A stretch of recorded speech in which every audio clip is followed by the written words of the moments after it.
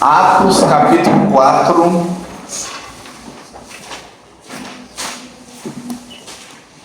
Semana passada e nas outras duas anteriores, com exceção do acampamento, no Evangelho de Atos, a gente já viu a descida do Espírito Santo, a ascensão de Jesus aos céus, e já vimos a cura que Pedro e João fizeram de um aleijado. Certo? Agora aqui em Atos capítulo 4, a gente vê as consequências dessa cura. Toda ação gera uma reação. Isso é a lei de Newton, seja boa ou seja ruim. Tudo que a gente faz na vida tem consequências, por isso vamos pensar muito bem antes de agir. Aqui em Atos capítulo 4, versículo 1, fala que falavam eles ainda ao povo quando sobrevieram os sacerdotes, o capitão do templo e os saduceus. Então a gente estudou na semana passada o sermão de Pedro, o segundo sermão de Pedro. Pedro prega quando o Espírito Santo desce, em Atos 2, e agora ele prega novamente depois de curar o coxo. O pessoal lá dentro do templo, só cheio de judeu lá, e ele olha, Jesus ressuscitou dentre os mortos, é pelo poder dele que eu fiz essa cura. E ele estava ainda pregando, então falava ele ainda, quando ele foi interrompido pelo povo. Então o pessoal lá e interrompe Pedro. E essa interrupção do orador acontece várias e várias vezes no livro de Atos. A gente vê o Estevão é interrompido lá em Atos 7, versículo 54, se eu não me engano. Paulo é interrompido por 2 vezes também quando está pregando. A gente vê que normalmente o pessoal interrompe. Por quê? A verdade dói. Então às vezes é melhor não ouvir a verdade, né? Quem se lembra de Jesus lá em João, quando ele começa a falar, olha, para me seguir tem que ser assim, assim, assado. Ah não, mas duras são essas palavras. Em outro momento a gente pode até te ouvir, mas agora não quero ouvir isso agora não. Então a verdade dói, a verdade machuca. E Pedro fala várias verdades aqui, dentre elas a principal verdade que mais machuca os fariseus e os líderes religiosos da época é que Jesus ressuscitou dos mortos e que Jesus era o Messias, que eles mataram o Messias que era tão esperado. Então eles interrompem ele. Mas quem interrompeu ele? Não foi pouca coisa não, olha. Sobrevieram os sacerdotes, o capitão do templo e os saduceus. Então tá, os sacerdotes eram os sacerdotes daquele turno, né? Lembrando que eles foram no período da tarde. Então tinha vários sacerdotes, que eram os levitas. Todo levita então, era algo que era de linhagem de sangue. Os levitas, a partir dos 30 anos, exerciam o ofício de sacerdote. Porque de todas as tribos de Israel, os levitas não receberam terra por herança. Eles ficaram responsáveis justamente pelo sacerdócio. Ok? Diferença de profeta e sacerdote. O profeta traz Deus aos homens, que Deus falou para falar para os outros. Como que Pedro está fazendo aqui, né? Profecia é isso, a pregação, a boca de Deus. Já o sacerdote leva o homem até Deus, né? Após Cristo não precisamos mais disso, porque temos contato e ligação direta com o Pai. Não precisamos mais de um sacerdote, de um intercessor, de alguém para nos levar até Deus. A gente precisa uns dos outros, para a gente orar uns pelos outros, apoiar uns dos outros, conversar com Deus, mas não para levar, tipo, aqui sem mim você não consegue falar com Deus. Você consegue. Claro que é melhor que vocês me ajudem na causa em que eu esteja orando. Me ajudem a pedir a Deus. Mas vocês não precisam. Mas eu não preciso de vocês para me levar até Deus. Vocês não precisam que eu leve vocês até Deus. Ok? Os sacerdotes, o capitão do templo. O capitão do templo era tipo o chefe da guarda ali do templo de Jerusalém.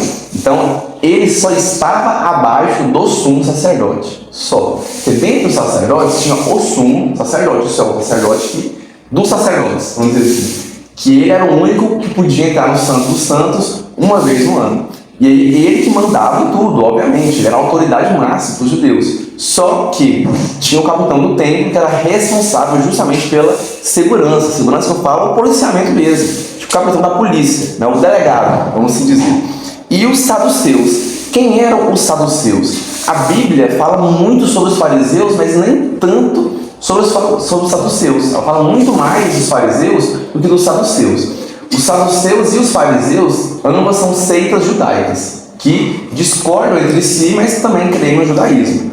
Não é tipo isso, é só para critério de agir num calvinismo, arminianismo, entendeu? Tipo isso. Eles divergem em questões doutrinárias, ok? Mas eles têm uma fé em comum. Para vocês terem noção do quanto a Bíblia fala bem mais dos fariseus do que dos saduceus, a Bíblia fala cerca de mais de 7 vezes dos fariseus em relação aos saduceus, mencionando os saduceus 14 vezes, sendo uma delas em Atos, a outra não me lembro, nas outras 9 nos Evangelhos, e sendo 100 citações dos fariseus. Parece 100 citações contra 14. Os fariseus aparecem bastante, são personagens bem ativos. Qual a diferença então dos fariseus para os saduceus?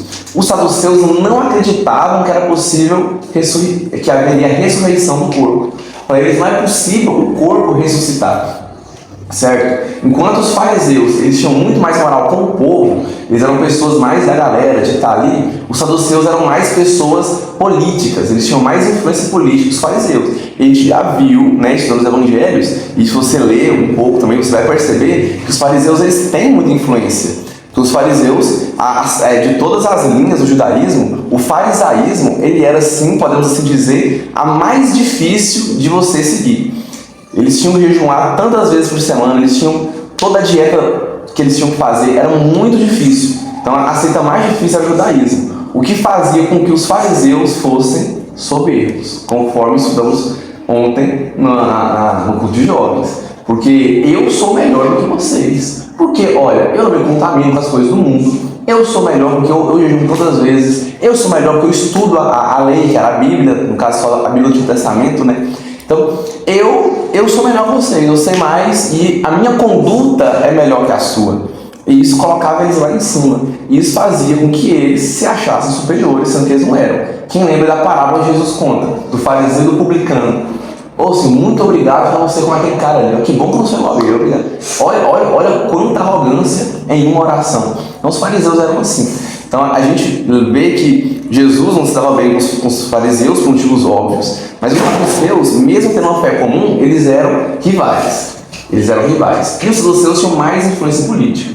Outra diferença dos saduceus para os fariseus é que para os saduceus somente a Torá era a Bíblia. O que é a Torá? Tanakh. Só os 5 livros de Moisés, só de Gênesis até Deuteronômio. Só isso para eles era inspirado por Deus. Eles não aceitavam os demais livros do Antigo Testamento, não aceitam, aliás, como inspiração de Deus. E isso me lembra uma coisa. Isso não te lembra algo? Pois é.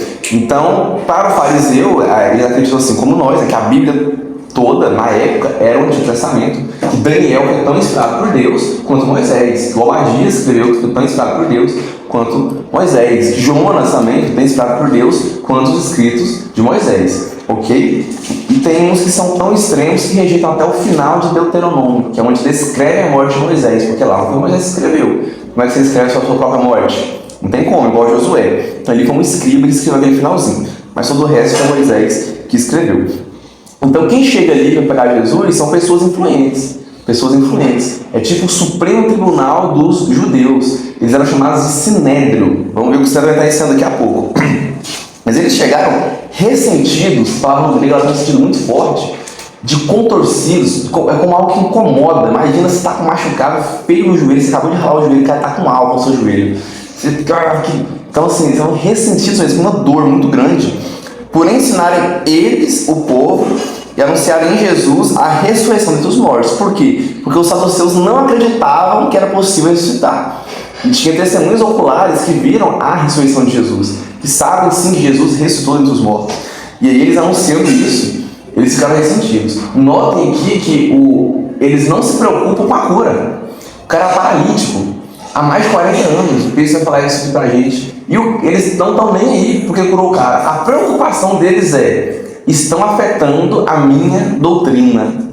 Aquilo que eu acredito está sendo atacado. Então quem está errado é eles, que curaram o paralítico. Mas quem está errado é eles. E eu estou certo. Quanto à arrogância, mais uma vez. Às vezes a gente pensa coisa errada, isso é comum.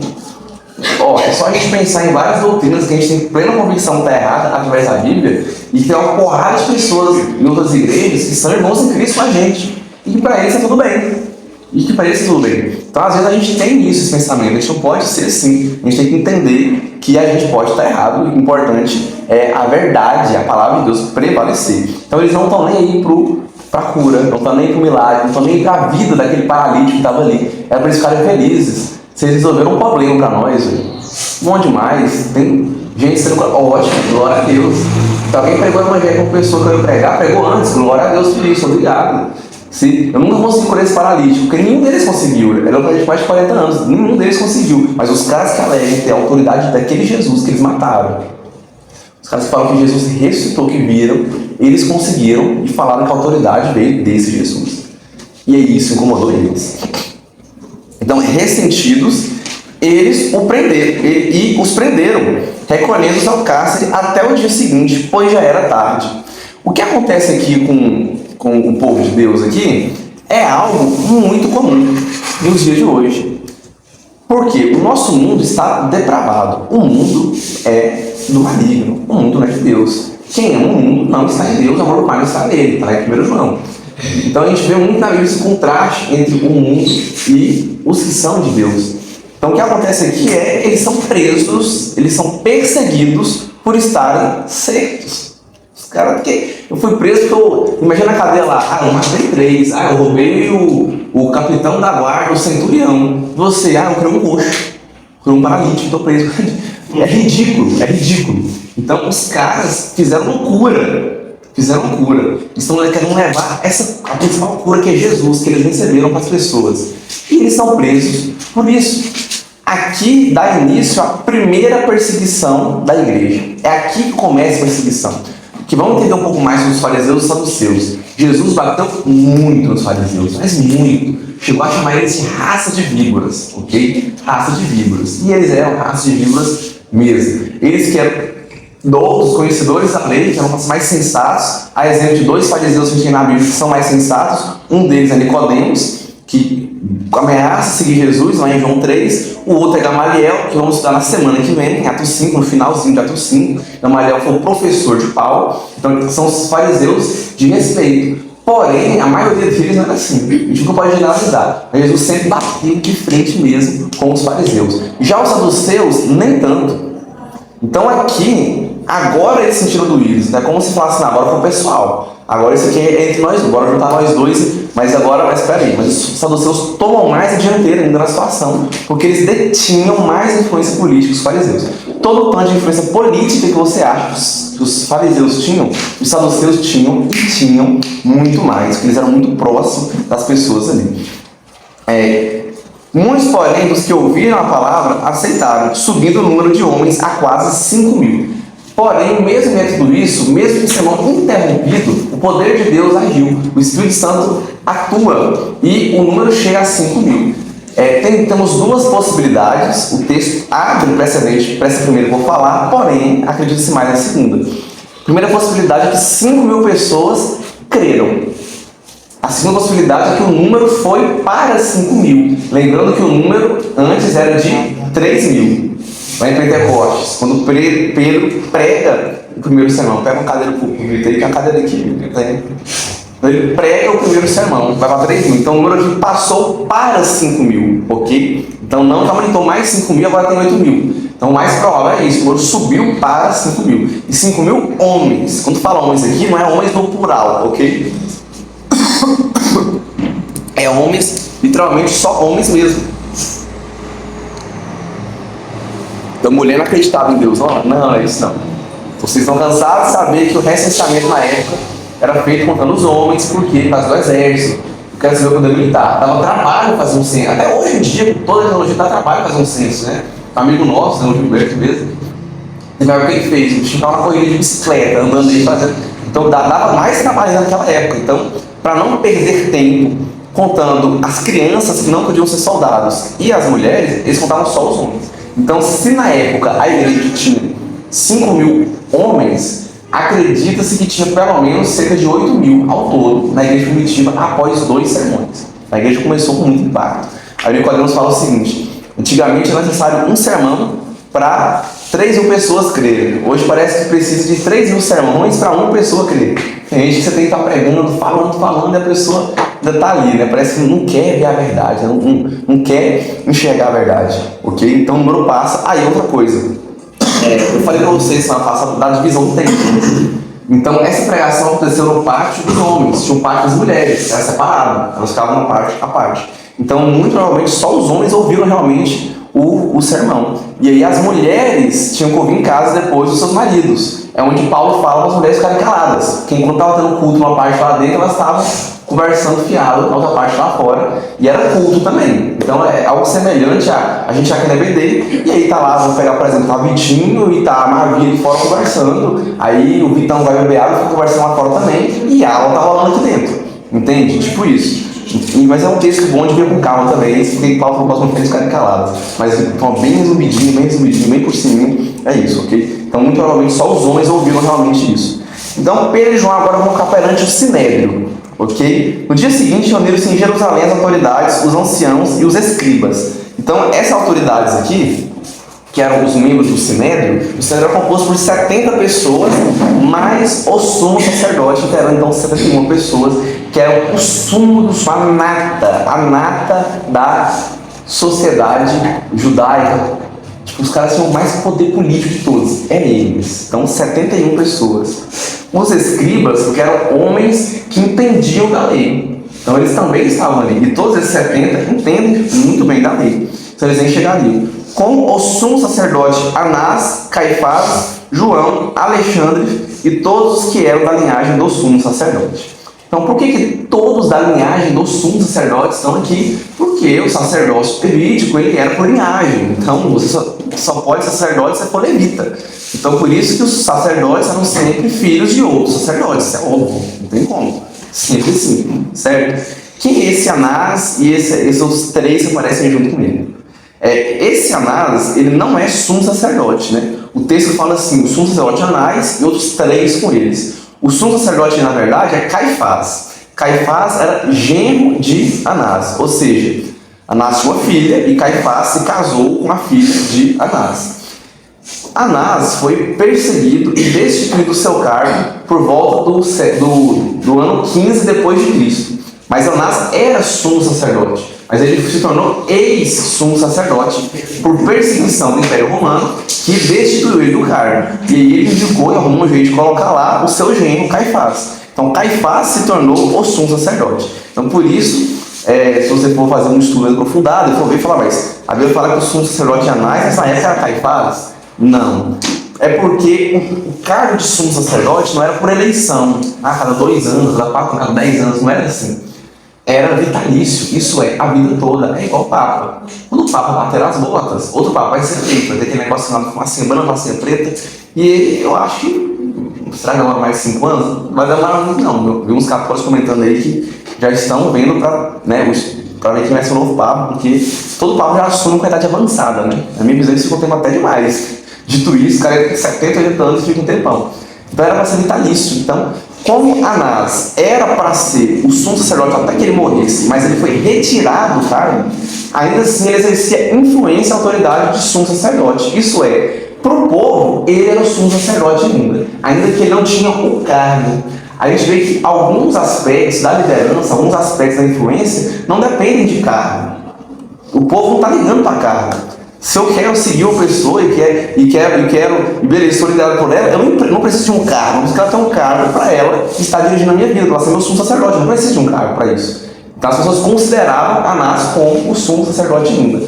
Por mais que, na teoria, quem era o sumo sacerdote era Caifás, que querendo ou não, ele exercia sim também, obviamente, uma autoridade de sumo sacerdócio, e não sabemos se existia algum tipo de disputa entre eles, mas acredita-se que não, tendo em vista que era genro de Anás, que foi o próprio Anás que possivelmente indicou um jeito de colocar ele lá. Porque Anás ele era um político muito astuto e ele sabia da importância de manter os seus entes queridos, pessoas próximas, em cargos importantes, porque isso aumentava a sua própria influência. Ok? É tanto que esse Jonatas aqui e esse Alexandre também eram da família. E não sabemos nada sobre esse Alexandre.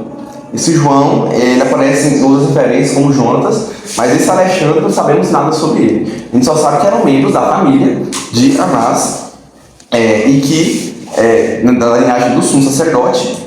E quem que é? Esqueci o nome agora do cara, gente, que sucede. É Jonatas mesmo.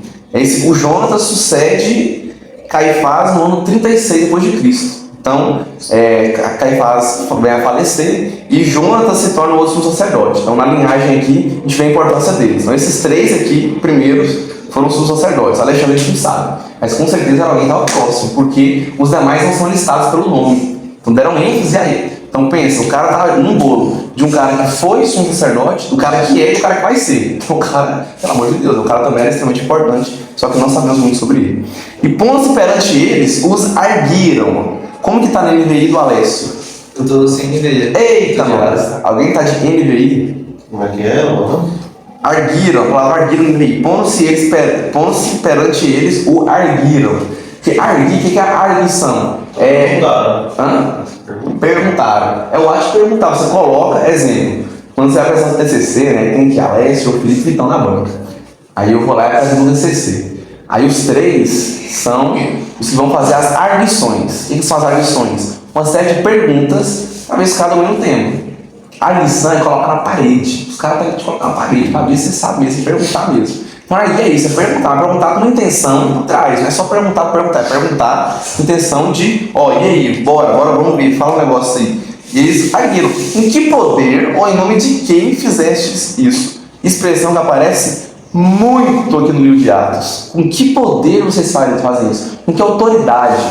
Mais uma vez, nós notamos que eles não estão nem aí para a cura. Um paralítico com mais de 40 anos foi curado, mas eles não estão nem aí. Eles querem saber com que autoridade. Que poder é esse que vocês usaram para curar esse cara aí? Porque aqui acredita que a intenção deles era usar a mesma estratégia que eles usaram com Jesus. Porque Jesus fez vários sinais notórios, né, como a gente vai ver aparecendo no texto bíblico, lá em Atos 5, que é um sinal notório. Um sinal que você não pode negar que aconteceu. Um paralítico andando, pelo amor de Deus. Cegos enxergando, Jesus ressuscitou a pessoa. Então não tinha como negar o sinal. Então eles tinham que ir para o outro lado para tentar acusar Jesus. Então eles acusavam a autoridade de Jesus, alegando que Jesus fazia as curas com o poder do diabo. Era o que eles tinham a fazer. E aí Jesus fala, mas se o diabo expulsa o próprio diabo, como que seu reino vai subsistir? Não faz sentido. Mexe com muito lógico. Excelente. Então aqui eles perguntam, com que poder eles fazem isso? Então, acredito que eles estavam querendo usar a mesma estratégia que eles fizeram com Jesus para acusar Pedro e João, questionando qual autoridade eles faziam aqueles sinais. Então Pedro, cheio do Espírito Santo, lhes disse. E aqui a gente vê no livro de Atos o contraste, a grande diferença de Pedro, que negou Jesus na fogueira, e do Pedro após a parúzia. Quando o Espírito Santo desce, Pedro, cheio do Espírito, ele nunca mais nega Jesus. Note que Pedro negou Jesus numa fogueira com cidadãos comuns mesmo. Agora aqui Pedro está diante do Sinédrio, diante das principais autoridades, o Supremo Tribunal dos Judeus, e são 70 anciãos, e o sumo sacerdote está diante deles, e ele não está nem aí para quem ele está diante. Ele não nega Jesus nunca mais. A gente vê que Pedro realmente se arrependeu. A prova você se arrependeu do que você fez, é que você nunca mais torna a fazer aquilo. Então Pedro não faz de novo, ele não nega. Agora a situação aqui é muito pior do que quando ele negou Jesus lá na fogueira. Olha o que ele fala, diante das principais autoridades, dos anciãos e o povo todo escutando o julgamento também. Olha o que ele fala, autoridades do povo e anciãos, visto que hoje somos interrogados a propósito do benefício feito a um homem enfermo e do modo que foi curado, então Pedro já começa falando, peraí, vocês estão me julgando que eu curei o cara. Tipo assim, tá, tendo em vista que vocês estão me acusando disso, tá ok. Me desculpa, eu não sabia que eu podia fazer uma oferta. Me desculpa, eu não sabia que eu podia levar uma cesta básica pro cara. Me desculpa, eu não sabia que eu podia orar pelo cara. Me desculpa, eu não sabia que eu podia curar o cara. Me desculpa, eu não sabia isso não. Não, você dá uma cesta básica. Com que dinheiro você está dando essa cesta básica aí? Exatamente, com que dinheiro? Não é dinheiro, é de tráfico, né? É de tráfico, certeza. Então, tá vendo? Então, tipo assim, a pessoa mais preocupada, né? Não está preocupada com o que foi beneficiado. O foco de tudo aqui é Cristo. E depois ela passa o coxo, gente. Ela passa o coxo em segundo plano. O coxo não importa. O que importa é atacar a Jesus. Né? Mesmo após eles terem o crucificado. Eles querem atacar Jesus e acabar com isso. Então, olha, a gente está lá por causa disso. E com que poder e autoridade a gente fez isso. Eu não vou falar então para vocês com que autoridade eu fiz isso. Pedro aproveita a oportunidade, ele é oportunista, ele vê isso como uma oportunidade de pregar o evangelho. Ele não se vê numa situação de, vou me calar, vou mentir, nossa, eu tenho que medir muito nas minhas palavras, eu vou pisar sobre ovos, de acordo com o que eu falar, eles podem ter uma reação negativa. Meu amigo, a reação negativa já tiveram, senão tu não estava sendo preso porque curou um cara Então eles estariam arguindo ali contra você. Então Pedro fala, então já que eu estou aqui, vou aproveitar o embalo e vou pregar. Porque Pedro já pregou para o povo. Então Pedro, opa, agora é uma chance de pregar para as principais autoridades. Quem realmente estuda a Escritura, quem realmente tem intimidade com Deus, vai crer, vai reconhecer que isso veio de Deus e vai ser convertido. Há exemplo de fariseus que foram convertidos. Teve membros do Sinédrio que foram convertidos, não a maioria. Penso eu, já é um achismo. Mas teve membros sim convertidos. Como o próprio Nicodemos é um deles. Né? Foi por isso aqui que ele não acompanhou Jesus. Mas ele entendeu. E os caras eram estudados. E como eu falei, você não pode generalizar, nem todos perseguiam. Fala aí, assim. José de Arimateia fazia parte de algum. Antes dele seguir Jesus? Eu não tenho certeza se ele era fariseu, mas ele era muito rico. Ele tinha influência e poder político. E poder aquisitivo, mas eu não sei se ele era membro do Sinédrio. Desculpa, não sei a informação. Mas eu acho que não. Eu acho que não. Acho que ele só era rico mesmo. Entendeu? Mas verifico depois a informação pra você. Me lembra, não sei mais a placa, me lembra. Eu não lembro mais, não. Você me lembra. Eu esqueço mesmo. Enfim, então já vocês me perguntam, então vem cá. Então, vou falar pra vocês. Então, tomar conhecimento, se liga o que eu vou falar agora. Presta atenção. Vocês todos, todo o povo de Israel, de que no nome de Jesus Cristo, o Nazareno, a quem vocês crucificaram, a quem Deus ressuscitou dentre os mortos, sim, em seu nome é que ele está curado perante vós. Então já que vocês me deram a palavra, obrigado por isso, vocês querem saber o que eu estou aqui? Com que autoridade eu curei? Tá aí, eu curei em nome de Jesus. Sabe qual Jesus que é esse? Aquele que vocês mataram, que vocês crucificaram. Só que Deus ressuscitou ele dentre os mortos, sabe os seus tamanhos? Isso aí, opa, não. Vocês são em corpo, ou assim, não era um fantasminha, na hora tinha um corpo carnal, tocaram no corpo de Jesus. Eu duvido, eu não acredito nisso, tá? Tá errado esse negócio, não posso estar entendendo isso, não. Pedro não parou por aí. Esse Jesus é pedra. E aqui entra, vamos pausa rapidinho, vamos lá. Aqui entra um dos principais princípios bíblicos de por que Pedro não é o primeiro Papa. O catolicismo alega que Pedro é o primeiro Papa por causa daquela música, não me dá aquela música do acampamento, por causa daquela passagem, Jesus fala assim: Pedro, tu és pedra, e sobre essa pedra eu edificarei a minha igreja. Né? Então, inclusive, o nome Pedro significa pedra, né? Petrus, é pedra, né? em grego. Então, Jesus faz um trocadilho ali, mas ele está falando assim: Pedro, você é pedra, e sobre essa pedra eu vou edificar a minha igreja. Jesus fala: Pedro, você é pedra, e sobre essa pedra eu vou edificar a minha igreja. Mas você não está distorcendo o texto, falar que Jesus fala de si mesmo? Fala que não. O contexto ali é Jesus perguntando: quem sou eu? E Pedro fala: o Senhor é o Cristo, Filho do Deus vivo. Pedro, você é uma pedra, você falou bem. Só que, sobre essa pedra que você falou, que sou eu, a minha igreja será edificada. Então aqui, o próprio Pedro reconhece que ele não é a pedra que Jesus falou lá. A resposta está aqui, não é algo que você, a resposta não tem subido. Está entendendo? Não, a resposta está aqui. A pedra fundamental é Jesus, ok? Jesus é a pedra e não Pedro. Pedro responde isso, tipo assim, tá aqui, é só ler Atos 4, velho. Pedro fala: esse Jesus é a pedra. Mas será que é essa pedra que Jesus se referiu? É claro que é. Vamos continuar lendo, você vai ver que é mesmo. Essa pedra, ela foi rejeitada por vocês, construtores, a qual se tornou a pedra angular. A pedra angular é a pedra inicial que você coloca no canto, a pedra que dá início, né, a fundação de qualquer construção na época. É a pedra fundamental. O João do Engenharia é tipo a fundação da construção. É isso. Sem a fundação não tem nada, ok? E toda a carga ela é jogada para fundação que absorver ao solo, ok? Então aqui vocês rejeitaram essa pedra angular e vocês eram os construtores. Isso é, Deus queria usar vocês para construir a igreja, para construir a casa dele. Vocês são o povo de Deus. Só que ao invés de construir, vocês jogaram a pedra fora, vocês rejeitaram a pedra angular. Então Pedro está falando: Jesus é a pedra que ele falou para mim. Pedro entendeu. Alguns distorcem o texto bíblico, mas Pedro entendeu que a pedra não é Pedro, a pedra é Cristo, conforme quando na música da corrente síria, né, Jubar, tu és o Cristo, Filho do Deus vivo, sobre essa rocha. Aí cada hora os ouviram assim: não é, mas peraí, não era para ser Pedro a pedra? Não, a pedra é Jesus. O próprio Pedro fala isso, ok? Então usar aquele versículo para embasar que Pedro é o Papa não rola. Só você lê em conjunto com toda a referência da Escritura do Novo Testamento, especialmente Atos capítulo 4, versículo 11. Continuando. E aí Pedro aproveita a situação para pregar, não só para cutucar eles com a verdade, né, mas de forma sábia.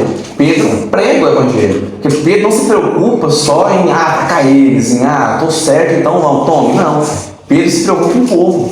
Tanto que ele falou por 2 vezes, ouça povo de Israel. Então, para falar para o povo, escutem, não há salvação em nenhum outro. Ou seja, Jesus é a única salvação. Isso aqui é a essência do Evangelho. E não é outro meio de ser salvo, a não ser por Cristo. Ele é o único caminho. Jesus não é só um dos vários caminhos que você pode seguir, escolha. Não, Jesus é o único caminho. Né? Pra mim, a gente vai jogar bola daqui a pouco, nós vamos lá, você for jogar com o Delo Santana, jogar bola. Tem vários caminhos para chegar lá. Você pode ir pela geral, pode ir por baixo, tem vários caminhos. Mas Jesus não é assim, ele é um único caminho, não acessa nenhum outro. Porque abaixo do céu não existe nenhum outro nome dado entre os homens pelo qual importa que sejamos salvos. Ao verem a intrepidez de Pedro e João, a intrepidez aqui é a ousadia, né? Eles superam o medo ali de a ousadia. Eu não uso a palavra ousadia, eu acho melhor que intrepidez, mas então nesse sentido. Então a ousadia é o quê? Não ter medo numa situação que era plausível de que não é coragem. Coragem, já prefiro ousadia, mas coragem é coragem de certa forma. Você está diante das principais autoridades ali, cara. Os caras estão querendo te acusar porque você curou um cara. Então, tipo assim, você espera qualquer coisa deles. E eles têm poder político para fazer isso. Para mim, eles estão errados, superar a sua vida. Te matar se eles quiserem. Eles têm, mataram Jesus, mas imagina nós. Mas eles não estão preocupados com isso. Então, com intrepidez e ousadia, eles pregam o Evangelho ali, mais uma vez. E a gente vai ver essa intrepidez, essa coragem, essa ousadia aparecer o tempo todo com o povo de Deus, aqueles que levam a mensagem. E é isso que Jesus espera de nós. Temos que ter ousadia. Quantas vezes nós somos covardes, não temos ousadia para pregar para Deus, para um amigo nosso, para uma amiga, um colega de sala de aula, para alguém do nosso trabalho. A gente não tem essa ousadia para falar. A gente às vezes respeita muito o pensamento do outro, a gente tem que respeitar, não sei se falar com respeito. Mas ela precisa ouvir isso que Pedro falou aqui no versículo 12. Não há salvação em nenhum outro. Não existe nenhum nome debaixo do céu que importa que sejamos salvos. Não tem Buda, não tem Alá, não tem ninguém. A salvação é somente por meio de Cristo, apenas. E a gente precisa levar essa mensagem às pessoas. Pedro aqui faz isso com ousadia, numa situação muito pior que você, com vergonha de falar de Jesus ou de pagar de crente, perto dos seus amigos universitários. Aí perto deles, não, você quer pagar de diferente? Não, aqui eu não. Não, assim, eu vou na igreja, eu não sou fanático, não vou toda vez, não sou muito ligado, não, sabe? Eu sou só. Não é assim. Você é cristão, tem a conduta. Não importa se vão te perseguir. Se pessoas se afastarem de você, porque elas estão vendo Cristo em você, dê glória a Deus e se afaste mais ainda delas. Simples. E pregue na primeira oportunidade para elas também. Não se alegre com a condenação do ímpio. Não se alegre. Viu isso na BD, no grupo de jovens ontem, ok? Então, leve a mensagem, não importa a situação. Não importa a situação. Sempre pregue o Evangelho. Tenha ousadia e tenha intrepidez, tenha coragem para falar. Então, ao verem isso, sabendo que eram homens iletrados e incultos, admiravam-se e reconheceram que haviam eles estado com Jesus. Então, os caras ficaram admirados. Peraí, esse cara, leia o jeito que ele é, falando disso. O próprio fato de Pedro e João estarem falando da forma que eles estavam falando, já evidenciava que Jesus ensinou para eles coisas que eles deviam ter aprendido na escola rabínica. Então, pegando os dias de hoje, é como se Pedro não tivesse feito teologia, Pedro não fez um estudo, Pedro não... Enfim, mas ele sabia de coisas que somente quem fez teologia teria acesso a esse conhecimento. Que hoje o conhecimento está na internet, você pode pesquisar, pode ver vídeos, pode pesquisar artigos científicos, pode baixar livros, comentários bíblicos, você consegue estudar por conta própria sozinho hoje, né? Por mais que é sempre bom ter um direcionamento. Então, era difícil aprender aquilo sem direcionamento, sem alguém que ensinasse. E o único lugar que eles estavam isso era a escola rabínica. Como que eles sabem disso se eles nunca frequentaram a escola rabínica? Porque Jesus ensinou. Essa palavra aqui para iletrados, incultos, eu esqueci como é que pronuncia no grego, é gramatel. Gramatel vem gramática, né? Ela é atribuída normalmente ao sentido de quem não sabe ler e escrever, mas nem sempre nesse sentido, como é o caso aqui. Aqui não é o sentido de não saber ler e escrever. Esse agramatel é no sentido de ser alguém inculto naquilo em que ele estava falando. É como se do nada, eu comece a falar um monte de coisa de fisioterapia, por exemplo.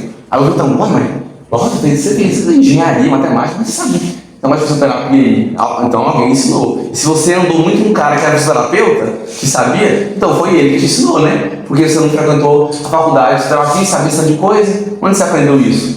É tipo isso, você é gramatel, você é leigo nessa área, ok? Você é leigo nessa área. Tranquilo?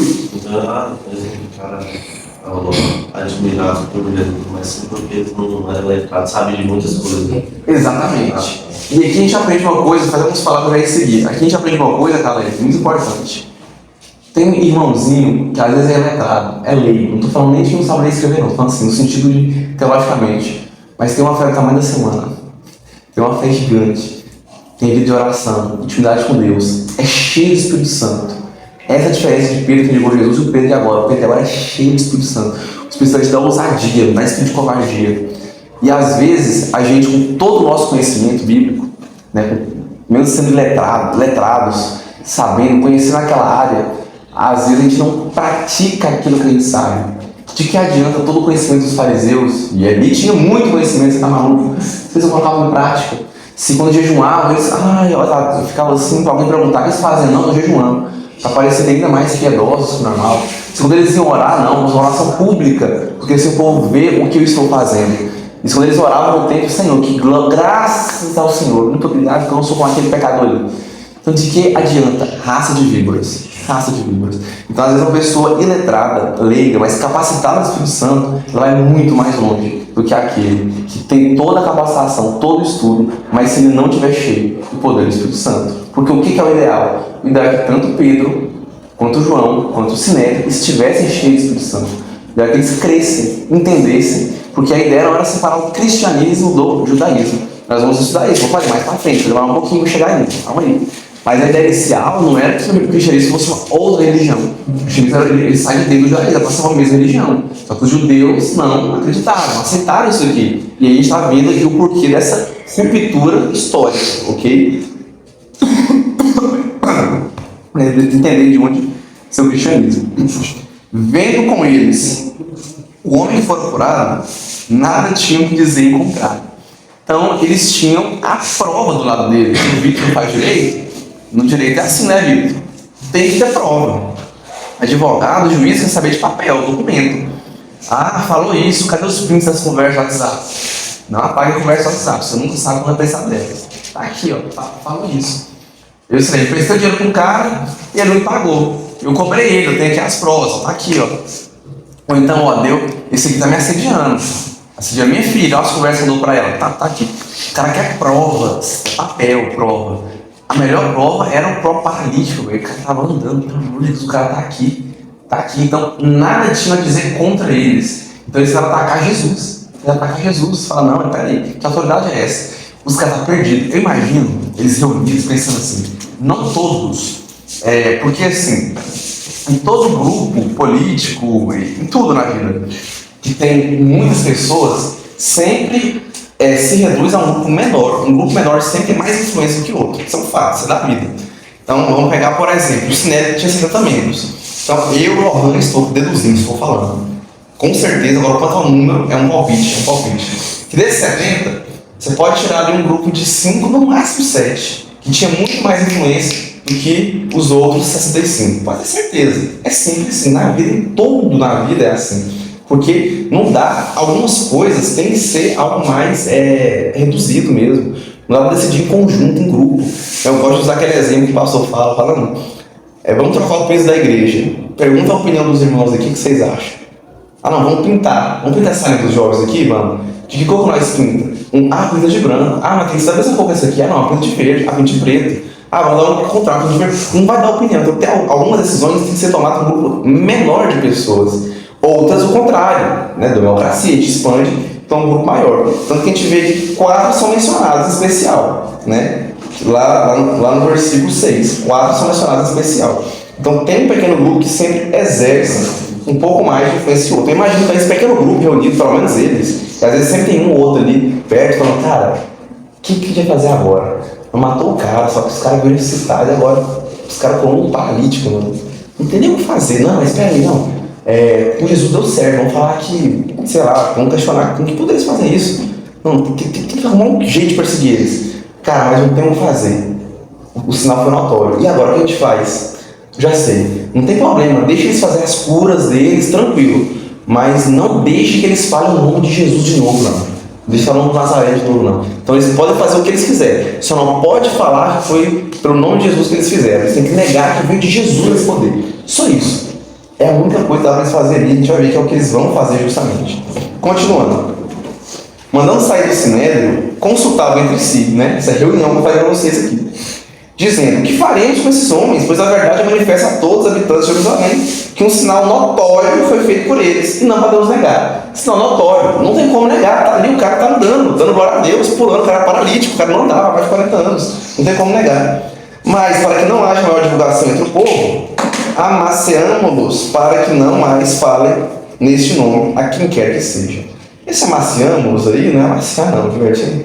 Enfim, vamos com a pressão neles, política, vamos ameaçá-los e, se necessário, até bater neles, para que eles não falem mais no nome de Jesus. Pode curar, pode ficar de boa, mas não fala que foi no nome de Jesus que vocês curaram. Só não faça isso, e o problema é que Jesus ordenou que fizesse exatamente isso. Então, desculpem, entre Jesus e o que todo o resto pensa, eu fico com a opinião de Jesus e com a ordem e o mandamento dele. Entre a Bíblia e a sua opinião, eu fico com a Bíblia. A sua opinião não importa para mim, desde que ele esteja do lado da Bíblia, a Bíblia seja certa. O que é a palavra de Deus é o que prevalece. Então vamos dar uma maciadinha, né? Me parece muito. Quando dá uma polícia, dá educadinha. Um cara dando muito trabalho aí, né? Enfim. Então chamaram-os, né? Tinham tirado eles, discutiram entre si. Então chamaram eles. Só que nessa cena que forçaram todo que discutiu, ok?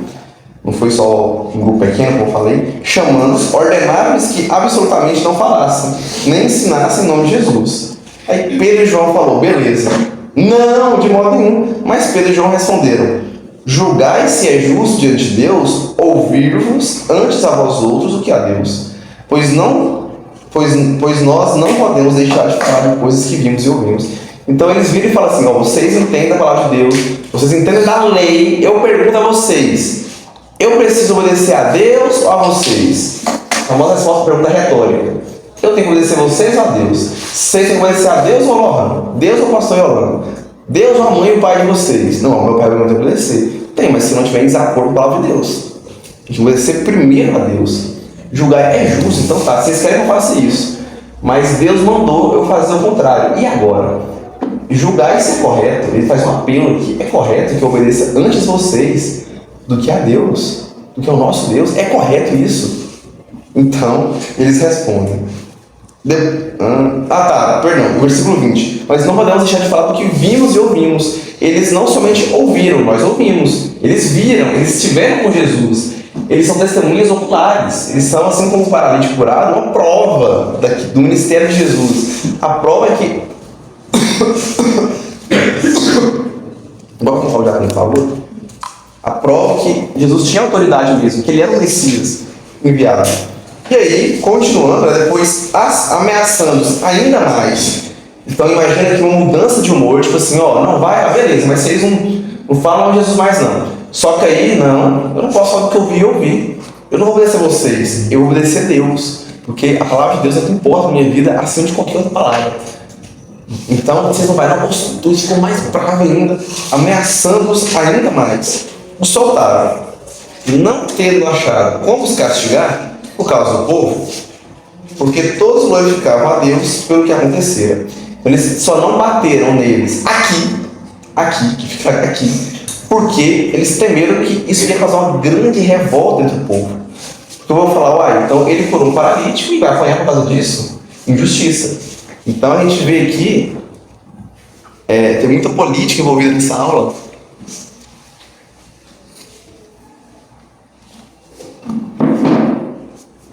Então a gente vê aqui que a maior força política que existe realmente é o povo. É o povo.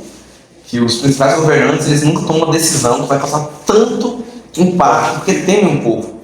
Tem um doutrinador de direito que ele fala, que tem vários doutrinadores, que definem o que é poder. Não é tão fácil definir o que é poder, é um pouco abstrato. Ele pode falar um pouco melhor sobre isso pra gente. Mas tem um doutrinador, não sei o nome dele, desculpa, não faço ideia, eu sei um doutrinador do direito, que ele fala que o poder, ele tinha um bolo gigante e que é dividido entre o povo. Então você tem uma pequena parcela do poder, você também. E a gente exerce esse poder pelo voto. Se o povo todo se unir em prol de uma causa, acabou. É o maior poder que existe. O problema é que os caras que estão lá em cima, que detêm o poder, eles não têm o maior poder. Porque eles não têm o povo todo junto. Mas eles arrumam um jeito de, primeiro, dividir, segundo, conquistar. Acho muito velho de guerra, dividir e conquistar. Se o povo é dividido, já fica mais fácil. Então, o ajuntamento de vários pedaços desse bolo faz com que eu agora tenha esse poder. Porque sob o meu controle está o pequeno fragmento de poder de cada um, que ele sozinho não faz nada, se eu voto sozinho, muito raro, falando eleição municipal, para vereador, olha lá, para prefeito, é muito difícil. Um município ou outro acontece isso. Mas o cara que junta vários pedaços desses, aí ele tem um poder grande, porque usa o povo. Então é que eles temeram o poder do povo. Opa, não. O povo vai ficar bravo nisso aqui. Então a gente tem limites também, né? Tem limites do que você pode fazer com o seu cargo sem causar uma revolução, uma revolta. Então vamos soltar os caras. Ora, tinha mais de 40 anos aquele a quem se operar essa cura milagrosa. Um versículo muito importante. Dá ênfase à idade do cara. Tinha mais de 40 anos. E aí a gente vê agora como que a igreja vai agir perante tudo isso. Chegamos aí na metade da lição e o tempo tá. Vai dar. Uma vez todos procuraram os irmãos. Eles contaram quantas coisas lhe haviam dito os principais sacerdotes e os anciãos. Então, soltos, a primeira coisa que eles fizeram é estar em comunhão com os irmãos. É ir para a igreja. É contar para os irmãos o que aconteceu. É avisar, falar, olha, vão perseguir a gente a partir de agora. É isso aí. Jesus prometeu essa perseguição, ele falou que ia ser assim. E falou, bem-aventurados quando vocês foram perseguidos por causa do meu nome. Bem-aventurados quando vocês são perseguidos, estão certos. Estão do lado da verdade. Porque você vai ser perseguido de um jeito ou de outro. Então, perseguido do lado da verdade. E do lado da verdade, você acaba sendo mais perseguido pelo mundo, porque o mundo está errado. Se você estiver do lado do mundo, você vai ter uma falsa sensação de estar do lado certo, por não ter as perseguições às coisas concernentes ao mundo, ok? Então eles foram falar com os irmãos, foram estar em comunhão. Ouvindo isso, unânimes, que é unânimes, todos, unanimidade, se eu fizer uma pergunta. Se eu fizer uma pergunta aqui, quem quer tomar sorvete? Todo mundo levantou a mão, então foi adesão unânime. Se um não levantou a mão, não foi unânime. Todo mundo, sem exceção, unanimidade é isso. Todos, sem exceção, levantaram a voz a Deus e disseram. E esse levantar a voz a Deus é algo que eles aprenderam diretamente de Jesus. A levantar a voz a Deus, a falar com Deus realmente. Né? Tanto as orações silenciosas quanto as que a gente faz em voz alta são ouvidas por Deus da mesma forma. Então, tu, soberano Senhor, que fizeste o céu e a terra, o mar tudo deles há, que disseste através do Espírito Santo, por de Davi, nosso pai, teu servo, por que se enfureceram os gentios e os povos imaginam coisas vãs? Levantaram-se os reis da terra, as autoridades ajuntaram-se contra o Senhor e contra o seu ungido, porque verdadeiramente se ajuntaram nessa cidade contra o teu santo servo Jesus, a qual ungiste Herodes e Pôncio Pilatos como gentios e gente de Israel. Vamos parar aqui, porque a vai ficar muita coisa, posso esquecer um detalhe outro. Então, o Espírito Santo, que já atuava antes, assim como atuou em Davi, e que agora atua de uma forma não esporádica, de forma contínua em todo o povo, vem e faz morada, agora o templo, mora aqui, fica comigo. Então, Senhor, esteja conosco. Esse soberano Senhor aqui, a palavra aparece aqui para Senhor, não é a palavra para Senhor, que normalmente aparece, é o Kyrios, que é Senhor, tipo assim, o meu Senhor, meu patrão, meu chefe. Você chama seu pai, chama de Senhor, Senhora, alguns, né? Mas normalmente, aqui no Goiás, o pessoal tem esse costume, Senhor, Senhora. Se eu não chamar de Senhora, ixi, fica bravo. Então, Senhora, Senhor, Kyrios. Aqui a palavra aparece assim, é o nome de Deus mesmo, é o que é o nome de Deus, ok? Então, soberano Senhor. Então, eles se enfureceram, até os gentios se enfureceram. Então, agora não é só o povo, nosso povo judeu, que está perseguindo a gente, os gentios também. E por isso, nessa menção a Herodes e Pôncio Pilatos, ok? Tinha Herodes, o grande Herodes Antipas. Herodes o Grande mandou matar o povo. Herodes Antipas, é o descendente dele, irmão, filho neto, acho que neto, que mandou, que foi que era o rei da época, que mandaram matar Jesus. Certo? Então, eles eram gentios, nações gentias, e Pilatos também, Pilatos era romano. Pilatos, judeu, não sei onde, Pilatos era romano. Então, até mesmo os gentios se juntaram com a nação de Israel para perseguir Jesus. Continuando. Para fazer tudo que a tua mão e teu propósito pré-determinado.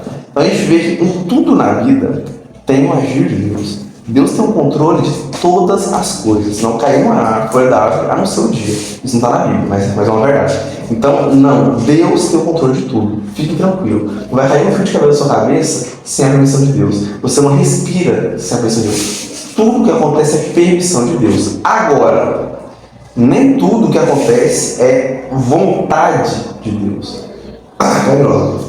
Não, peraí, Deus, tudo que acontece ele deixa acontecer, mas peraí, dentro da vontade dele, como assim? Não é vontade de Deus que você peque, mas é permissão, ele permite que você peque, mas não é vontade dele. Sabe qual é a vontade de Deus? Que todos serão salvos. Nem por isso, nem todos serão salvos. Por quê? Porque nem todos vão crer. Porque se a vontade de Deus, se ele fosse sobrepor, todo mundo seria salvo, né? Que aí a gente entra na doutrina do universalismo, que acredita que todos serão salvos. E a linha mais extrema do universalismo fala que até o diabo vai ser salvo. É errado. A gente vê que não há redenção para o diabo e seus anjos. Tá, uma das várias coisas que vocês falaram ontem. O orgulho que derrubou o diabo, eu podia falar disso ontem, foi de tal maneira que ele e os demônios, né, que eram os anjos que foram caídos, que eram 1/3 dos anjos, em pelo Apocalipse, que são 1/3 dos anjos que se rebelaram e viraram demônios, que não há redenção para eles. A redenção é só para a gente, só para o homem. Então foi tão grave que foi o orgulho deles lá na queda do céu. Então eles não têm redenção. Ok? Então continuando. Agora, Senhor, olha para as suas... Porque esse ponto aqui, pega aí, eu estou falando da aula. Estou passando tempo nele. E sendo sincero, eu queria ficar mais tempo nele. Mas vou lá, tem mais coisa importante para ver. Agora, Senhor, olha para as suas ameaças e concede aos teus servos que anunciem com toda a intrepidez, ou ousadia, né, a sua palavra. Então, imagina o seguinte. Pedro e João chegam. Deixa eu contar uma coisa para vocês. Mas por hoje estavam prendendo nós e falou que nós não falamos de Jesus mais não. E aí eles, Senhor, me dê a mesma ousadia que Pedro e João tiveram. Eles não ficam com medo, Deus. Então, você é louco, não compensa. Eu não vou falar, não. Então, Pedro e João fizeram isso com eles. Quem sou eu? Pedro e João, meu amigo. Eu não vou, não. Vou ficar quietinho na minha. Eu vou negar Jesus, né? Vou ficar quietinho na minha. Não sou crente, nada. Sou crente, mas dependendo de quem eu estou na frente, eu não sou crente, não. Dependendo de quem eu sou, o comportamento muda. Às vezes palavras mudam, minhas ações mudam. Aqui, agora eu não sou mais, não. Eu sou crente quando me convém. Agora aqui eu não vou ser, não. Não, do contrário. Que ousadia diante do sinédrio. Senhor, me dê essa intrepidez para anunciar a sua palavra, para mim não temer falar para ninguém, para me pegar desde uma pessoa sozinha, uma pessoa às vezes é indouta, desde uma pessoa importante, que é um cara que pode me perseguir, ou desde uma multidões, pessoas próximas ou pessoas não tão próximas, e dê ousadia, porque você não pode ser egoísta, olha o ego aí, de ficar com as boas novas do evangelho somente para si. Você tem que levar para as pessoas. Essa vontade de espalhar a mensagem, esse fogo, essa vontade de levar o evangelho, mostra você entender o evangelho mesmo. Você, cara, eu não consigo dar só isso para mim. Não dá. Né? Você achou ali um lugar onde você bebe água e você nunca vai ter sede. Cara, vamos beber lá, porque você não vai. Foi 18, eu beber uma água. Bebe essa água, você nunca vai ter sede. Leve essa água para as pessoas. Cadê? 30. Enquanto estende a mão para fazer curas, sinais e prodígios por intermédio do teu santo servo Jesus. Então aqui eles falam, Senhor, não é que eu quero que poder fazer cura, eu quero que o Senhor faça curas pelos seus servos. Vamos cair mais uma vez naquilo que eu disse semana passada. Importa que a obra do Senhor seja feita, quer por seu intermédio ou quer não. João fica com ciúme que Pedro fez a cura, em nenhum momento. Se fosse Pedro ou se fosse João, tanto faz. O que importa é que o cara foi curado, que Jesus curou. Eu estou dando aula de perder aqui, podia ser outra pessoa. O que importa é que sendo pregado a lição. Pastor, eu não tenho assunto nesse momento. Ele foi lá, estou dando uma de meia. Então, o que importa é que a lição está sendo ensinada. O que importa é que o evangelho está sendo pregado. O que importa é que a cura está sendo feita, não importa se é pessoa intermédia. Porque muitas vezes a gente tem um estrelismo. A gente quer aparecer. A gente quer sobressair. Não, peraí. Eu resolvo, confia. Então eu não quero que o time ganhe. Eu quero que você ganhe porque eu fiz o gol da vitória. Toca em mim que eu vou resolver. Não, tem que ser comigo. Eu sou decisivo. Tem um jogador de basquete, não sei quem acompanha basquete, o dele é o Westbrook. Eu gosto de acompanhar basquete, eu trouxe para o Los Angeles Lakers. Quando o Westbrook passou pelos Lakers, lá em 2021, o Westbrook é um jogador que é muito decisivo. Ele tem muitos pontos que se chama clutch. Clutch, jogador decisivo. O clutch é quando o jogador faz a cesta no estouro do cronômetro, ou seja, no final do jogo, e é uma cesta que vira o jogo ou leva o jogo para prorrogação. Tipo, tá perdendo por 2 pontos, faz um de 2 e empata. Ou tá perdendo por 2, faz um de 3. Ou tá perdendo por 1, faz um de 2 e vira, entendeu? Chama clutch. O Westbrook é um jogador que tem, que na época, não sei hoje em dia, tem 4 anos, a estatística dele de clutch era muito grande. Só que isso trouxe uma balança para ele.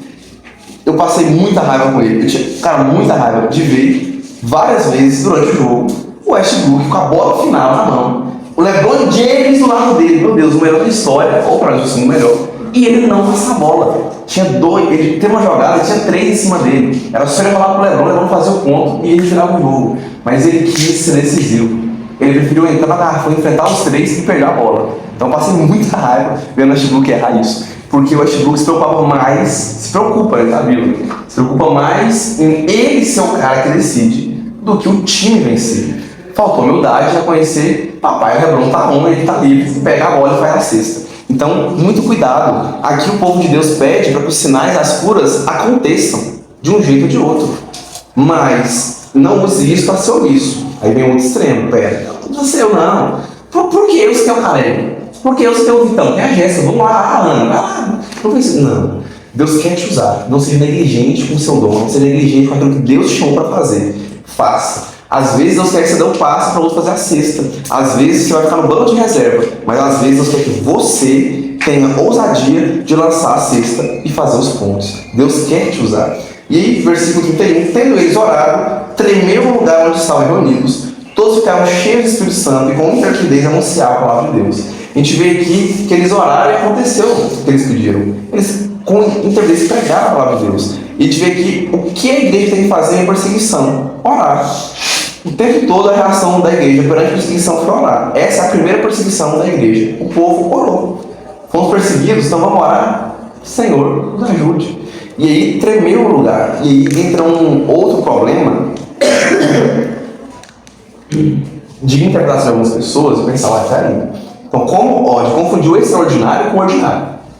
Se uma igreja unânime orou e tremeu, opa, princípio bíblico, peguei. Se a igreja unânime orar, vai tremer o lugar também? Não quer dizer, não está falando, o texto não fala sobre isso. Fala que aconteceu ali. E todos os sinais e prodígios que a gente vê no livro de Atos, com a chegada, a recém-chegada do Espírito Santo, são justamente para evidenciar o poder de Deus. Vocês, com essa lição, vocês entenderam a importância do sinal que eles fizeram ser algo notório. Eu vi um ateu falando assim, não, os cristãos falam de cura, mas curar coisinhas, mas eu nunca vi um braço de alguém ser restituído. Nunca vi curar um paralítico, um cego, né, por exemplo. Aí a gente viu sim, a gente, o século XX a gente não viu. Tô falando que não existe, pode ser que tenha uma ou outra. Mas Jesus fez isso para evidenciar que era o Messias. Porque se Jesus não faz sinais e curas, os judeus estariam certos em crucificá-lo. Ele seria só um charlatão falando que é o Messias. Mas ele tinha que provar que era o Messias. E para o povo provar que eles eram do ungido, a palavra parece que é para ungido, é Christos no grego, né? Ungido é um Cristo ungido. Eles tinham que evidenciar que eles tinham o mesmo poder do ungido. Como? Com curas. Tremendo a terra mesmo. Cadeia arrebentando. Então era um pipocão rolando. E mais uma vez, como eu falei, só em quatro períodos da história a gente vê tantos sinais em pouco tempo. Só em 4 períodos da história. Quem se lembra aí quais são os 4 períodos? Quem lembra? Primeiro, Moisés. Segundo, o ápice dos sinais e prodígios. Elias e Eliseu. Depois, o próprio Cristo. E agora com a igreja primitiva pós-Cristo. Quando você tem um ápice mesmo dos sinais, né, também na igreja primitiva, fora Elias e Eliseu, é aqui. Então, obviamente, não vai ser necessário tantos tremer cada vez que orar, pelo amor de Deus. Bem-aventurados que não viram e creram, ok? Então, muito cuidado aí, não seja dependente de coisas miraculosas demais para crer, certo? Entendendo que elas existem. Aí tem um outro extremo, tem gente que é cético demais com algumas coisas. Tem gente que é muito misticismo demais e tal, só que, nossa, aquela coisa balançou, significa isso. Não. Também tem gente que Deus está falando de forma clara, através de situações, usa pessoas para falar, ou você, coincidentemente, a questão devocional, você lê um texto certeiro que fala aquilo, a pessoa não quer entender que aquilo foi algo sobrenatural de Deus. A pessoa não acredita que Deus pode usar sobrenaturalmente a pessoa que está pregando lá na frente para falar algo específico. Você vê que a sua vida, e que o preletor não faz ideia, cara, não faz ideia. Deus usou ele, ele nem sabe que aquilo serviu para você em específico. Mas Deus sabe, né? 32 ao fim. Um pouco de como era a comunidade cristã. Da multidão, os que creram, era um coração e uma alma. Isso mostra que eles estavam juntos, unidos. povo de Deus tem que ser unido, tem que estar em um só corpo, um só espírito, um só coração, uma só alma, todo mundo junto. Mas infelizmente acontecem tantas divisões dentro da igreja, dentro do povo de Deus, primeiramente, que a igreja não é constituída somente por cristãos autênticos. Ah, mas não, tá vendo? Por isso não é a igreja. Tem gente na igreja lá que trai marido, trai esposa, que faz isso, faz aquilo. Tem gente dentro da igreja que não paga o que deve. Tem gente na igreja que faz isso. Tem gente na igreja que cara, não se baseia em exceções. Ah, mas se eu vim ser crente igual aquele cara, eu não quero ser crente, não. Não, o cara bate na mãe, não sei o que, ele tá louco. Não, ser crente igual ele. A igreja é feita de pessoas pecadoras. E de pessoas, e nem todos que estão na igreja são salvos de verdade. Nem todos, infelizmente. Por isso que é o que a gente chama de reevangelização. O que é a reevangelização? É evangelizar um que é salvo, não sei o que ele acha que é salvo, mas não é. Que ele é um crente nominal. Ele fala que crê em Deus, ele não é um ateu, né? Não é, mas ele não pratica, ele não vive como salvo, ele só acreditou para acreditar. E tá cheio de gente assim. É tipo, que time você torce? Ah, nosso Flamengo. Não vê um jogo. Não sabe falar 5 jogadores do Flamengo. Mas só o Flamengo. Que isso? Flamengo é isso? Entendeu? Só pra falar que torce. Não gosto de futebol, não. Sim, eu tenho uma simpatia pelo Flamengo, mas não gosto de futebol, não. Só que cristianismo não é time de futebol, não. Você pode. Eu torço, não acompanho, não. Se você acredita, você segue, você faz, você age. Quem lembra da palavra do tsunami? Não vou contar de novo, não, porque eu quero usar o tempo para a lição, mas quem lembra da palavra do tsunami, lembra. Eu tenho uma outra analogia também, que é o seguinte: você está no meio da rua, e aí eu falo, Alessio, tem um caminhão vindo, sai daí, vai ser atropelado. E o Alessio não consegue olhar, por algum motivo ele não consegue olhar. Se o Alessio acredita que tem um caminhão que vai atropelar ele, ele vai sair do meio da rua. A fé traz ação. Ele, não, eu acredito que o caminhão está vindo. E fica no meio da rua, o caminhão pegar ele, então ele não acreditou no que eu falei. Entende? Então, não seja apenas um crente nominal. Então, tenha ação, tenha atitudes, e que eles estavam todos unânimes. Então, a gente tem divisões na igreja, porque tem gente na igreja que não é crente de verdade, por causa de divisão, e porque dentre os cristãos, dentre aqueles que são salvos, ainda assim somos pecadores, somos tendenciosos. E acontecem separações por intrigas políticas, disputa de poder de cargo, que é ridículo, isso é ridículo. Nossa, não é raro disso, mas isso infelizmente acontece. Quanto mais gente envolvida, quanto mais dinheiro ocorre, mais acontece. Às vezes isso é charlatão por causa de dinheiro, como é o caso de algumas igrejas, não vou nem mencionar nome, Lagoinha, não vou nem mencionar nome. Então, o pessoal entra aí por causa de dinheiro. Então, cara, e também porque às vezes é uma intriga pessoal. Quantas vezes eu tenho uma treta com o Alessio? Eu dei com a Alessio. Agora vamos fazer uma divisão aqui nesse número. Quem é do meu lado, não vou andar com o Alessio, não. Alessio, não. Quem é do meu lado, não vou andar com o Lohan também, não. Se você não é meu amigo também, não. E aí gera uma divisão. Aí o grupo todo, só a igreja sofre, às vezes, por uma intriguinha do nada. Que se os caras é crente de verdade, senta e conversa. Se perdoa e resolva entre si. Né? Perdão de verdade, não faz de novo, ok, tranquilo, zerou. Então vamos se perdoar, pense no bem comum. Cada atitude que você faz pode rachar o grupo. Pense nisso, espera. Será que essa fala, uma simples fala minha, pode criar uma rachadura no grupo? Será que essa atitude minha pode rachar o grupo de alguma forma, causar uma divisão? A gente vai ter que ser repreendido igual Paulo repreendeu os coríntios, não? Então, não era divisão nos primeiros parâmetros da igreja. Então, tente sempre favorecer ambiente de harmonia e de união entre os membros. Seja você a causa, uma cola, uma liga que une os membros e não que divide. Nós aqui, enquanto Juventude Batista São Luís do Norte, temos que ser unidos. Temos que ser unidos. Todo o povo tem que ser unido, todo o povo de Deus. Então, primeiro começa aqui a união entre nós. Depois a união com a igreja. E a gente vê outro tipo de divisão. Eu quase esqueci de falar isso, que acontece nas igrejas. Divisão entre ministérios. Ministério de jovem, que não dá bem com o ministério das mulheres. Aí tem treta. Porque a gente foi fazer um negócio e a MCM contrariou a gente. Esses alunos são muito chatos, não deixa a gente fazer nada.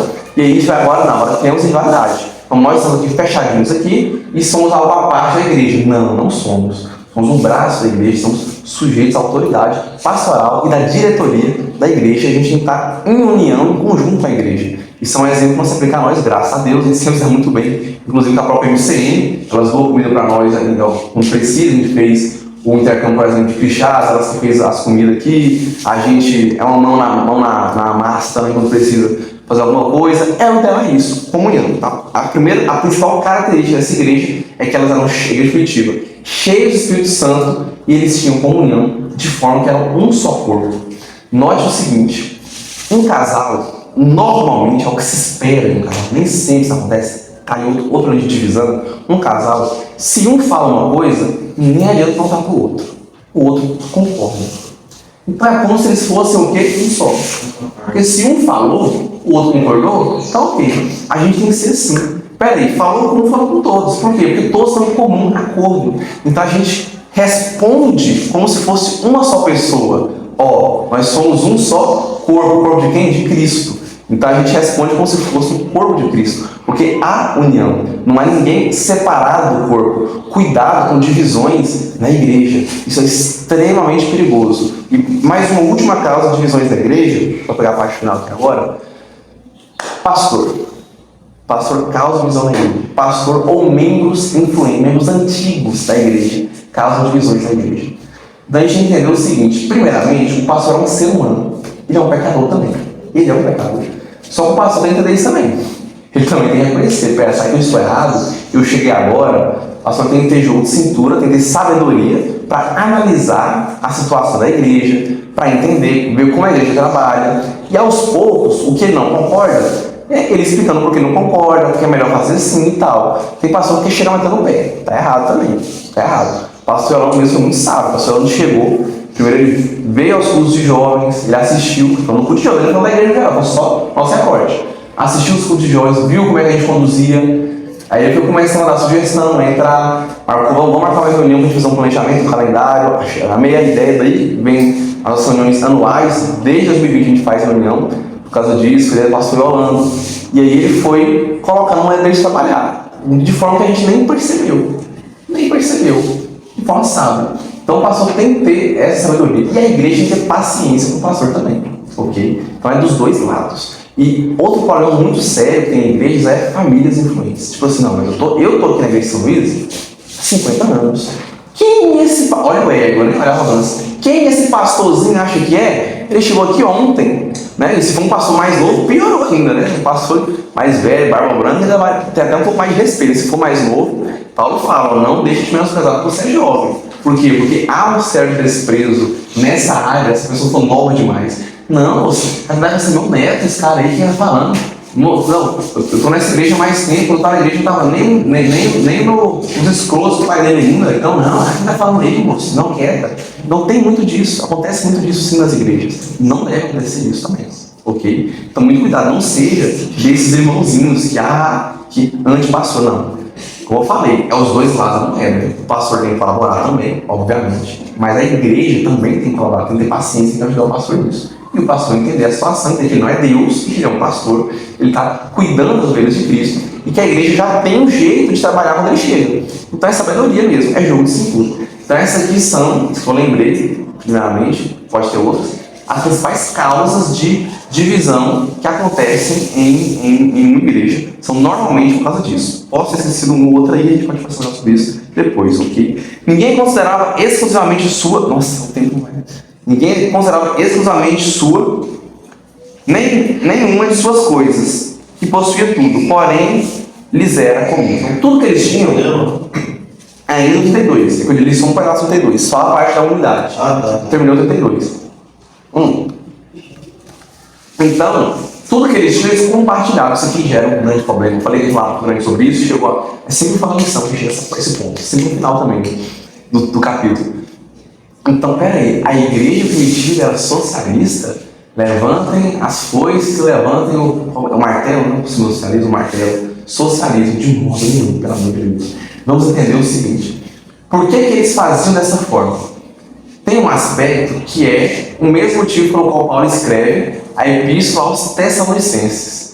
Os tessalônicos, eles estavam tão ansiosos pela vinda de Jesus, eles entenderam tão bem que Jesus está voltando, que a vinda de Jesus é iminente, isso é, acontece agora, que eles estavam esperando Jesus e se comportando como Jesus fosse voltar amanhã mesmo.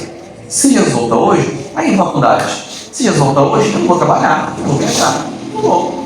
Jesus volta hoje, eu vou esperar aqui sentadinho Jesus voltar. Então, alguns entendiam, esse é um dos parâmetros, ok? Que quando Jesus está prestes a voltar, não faz sentido eu guardar as terras, as riquezas. Então vamos distribuir todo mundo mesmo, a gente viver bem, e é isso, ok? Tranquilo? Outro aspecto a comunidade estava muito voltada ao templo, certo? A gente vai ver que nem todos eram voltados ao templo. Lá em Atos 6, a gente vai ver um dos problemas que aconteceu na igreja era com os judeus helenistas. Os judeus helenistas eram os judeus da diáspora, os judeus da dispersão, os judeus que estavam longe do templo, mas eles eram da fé judaica. Da fé judaica. Júlio.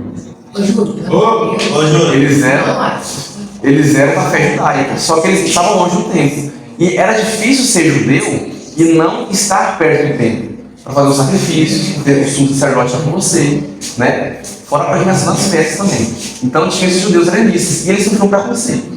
E eles não eram tão ligados ao templo. A gente vê que um momento da igreja, resumindo bastante, mas pelo menos da igreja, a gente vai ter basicamente dois grupos. Um grupo de judeus helenistas, eu vou falar mais sobre eles em Atos 6, e Atos 7 também, depois em Atos 6. Um grupo de judeus helenistas e um grupo de judeus mesmo, judeus que eram centrados no templo. O grupo de judeus helenistas, eles eram liderados por Estevão. Por isso eu falei que Atos 6 de forma melhor sobre isso, Estevão, ok? Até lá eu vou ter estudado um pouco melhor também, para resumir melhor para vocês, ok? Então, esses judeus, eles sofriam preconceito, né? E aí eles se aproximaram da gente de fora. Como que eles vão sustentar? Eles chegaram agora. Então os de Jerusalém, vamos colocar eles aqui. Então tem muitos parâmetros, mas isso aqui não é normativo para a igreja em nenhum momento. É tanto que só a igreja primitiva de Jerusalém fazia isso. Você quer falar que esse normativo da igreja? A igreja de Corinto não fazia isso. Igreja de Éfeso, potência das rotas comerciais da época, não fazia isso. Igreja de Odisseia não fazia isso. Tessalônica não fazia isso. Nenhuma outra igreja fazia isso. Sardes, Filadélfia, nenhuma outra igreja. Só a igreja primitiva de Jerusalém fazia isso. Ok? Temos 3 minutos ainda. Vamos só fazer a leitura então? Com grande poder os apóstolos davam testemunho da ressurreição do Senhor Jesus, e todos eles haviam abundante graça, pois nenhum necessitava havia entre eles, porquanto se possuíam terras ou casas, vendendo-as, traziam os valores correspondentes. E depositavam os pés dos apóstolos, então, se distribuía a qualquer um à medida que alguém tinha necessidade. Que responsabilidade, hein? Não sejam corruptos aqueles que estão lidando com dinheiro, que estão mais à frente. E para finalizar, José, a quem os apóstolos deram o sobrenome Barnabé, que quer dizer filho de exortação, levita, natural de Chipre, como tivesse um campo, vendendo, trouxe o preço e depositou aos pés dos apóstolos. Então tá, todo mundo vendendo e entregando terra. Do nada, isso é a coisa de José aqui. Esse cara, nós vamos descobrir. Barnabé é um companheiro de viagem missionária de Paulo. Barnabé é um personagem extremamente importante para o início do ministério paulino. É ele que faz, que acalma a hostilidade que os cristãos tinham com Paulo. Porque Paulo, eu já falei,